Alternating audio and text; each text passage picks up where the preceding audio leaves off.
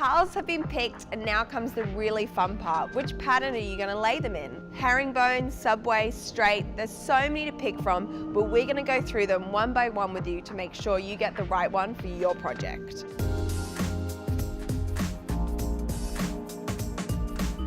The OG of tile patterns is the subway pattern, or called the brick bond or the brick pattern, just to confuse us that little bit more. You'll be super familiar with this pattern. If you start looking around, you'll see it at train stations or in people's kitchen splashbacks. You really want this pattern to stand out, so use a contrasting colour grout to really see that beautiful tile. One trend we're really seeing pop up everywhere is tiling your tiles in a herringbone pattern, from kitchen splashbacks to bathroom feature walls and even on the floor.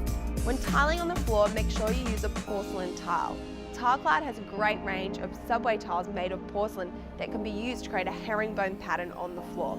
From light greys to blacks, we've got you covered. Straight stacked is when you lay the tiles one on top of each other in the long way. Vertical stacked is when you do the same but in the short way. This is a really clean and minimalist way to put the tiles into your room and can really make a room feel bigger. At TileCloud, we just tiled our own bathroom. We used the vertical offset pattern. We used a really classic long subway but wanted to give it a modern twist, and we really achieved that look with this pattern. Another really creative way to lay your tiles is in a basket weave pattern. This will make a square out of a number of rectangle tiles. Why not try it on the floor?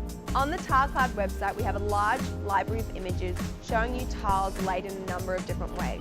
We know this is going to help you visualize the room and find that perfect tile for your project. Happy tiling!